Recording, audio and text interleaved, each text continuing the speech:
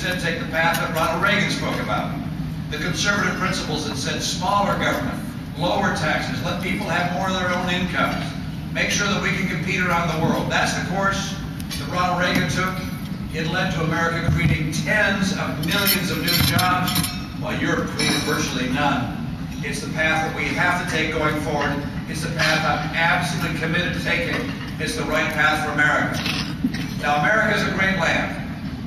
I hope you recognize that. I find it every day as I go across the country. People say, aren't you tired of all this campaigning? The answer is no. It's fun getting out and meeting people, shaking hands. The best part of my day is shaking your hand, table to table. Getting to hear your thoughts, feel your passion, your heart, your love for this great land we live in. I learn day in and day out just how extraordinary the people of America really are.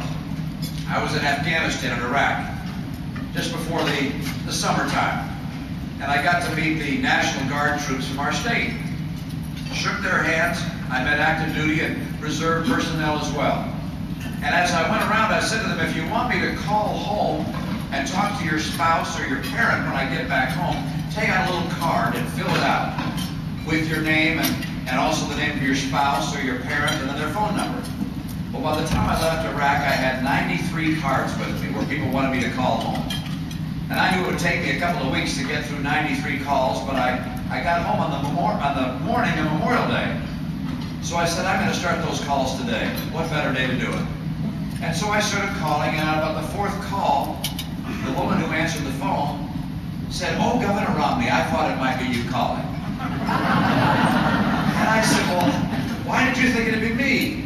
She said, well, after you made the first call, that spouse called or emailed her husband in Afghanistan and told him you were calling. And he emailed his buddies in Iraq and Afghanistan and said you were calling, and they emailed their wives and said to stay home, you'd be calling today. So I called 93 homes that day.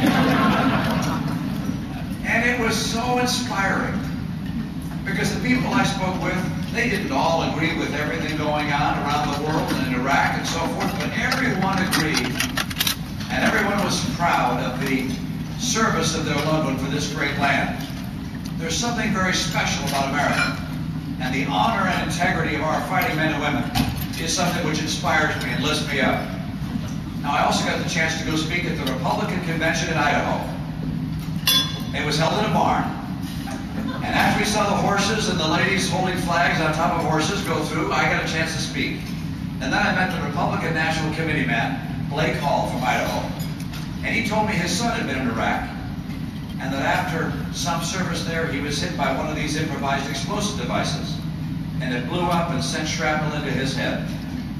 And I said, what's he doing now? He said, well, he came back after getting a Purple Heart, came back to this country, has been in rehab for a year, but he has completely recovered. I said, that is wonderful. And what is he doing now? He said, oh, he signed up to go back again. There is something quite extraordinary about this great land we live in. Now, I've had the fun of being a governor, and I've learned that if you're willing to put aside partisan politics, but hold true to Republican principles, you can make a real difference. I found that we can improve our schools, we can improve our health care, we can balance our budget without raising taxes, we can hold taxes down, give tax relief to people. And by doing those things, we can have a strong and more vibrant state. I learned that in America, there's nothing you can't do. That if good Americans come together and put aside our differences and instead concentrate on our common values and common vision, we can achieve great things.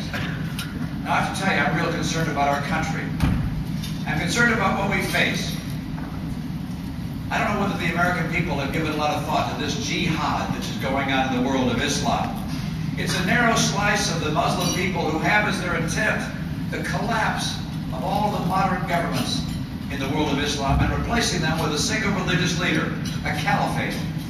And for them to accomplish that, they not only have to conquer the leaders of those countries, they have to cause our collapse. The collapse of the military, the economy, and our government. Sounds crazy, and I'm convinced they are crazy, but they're not stupid. And they look at our economy and how interdependent it is and how long our supply lines are, and they say, you know, with the weapons we think we're going to get, we can bring down the United States of America. Thank heavens we're protected by the bravest and most patriotic fighting men and women in the world.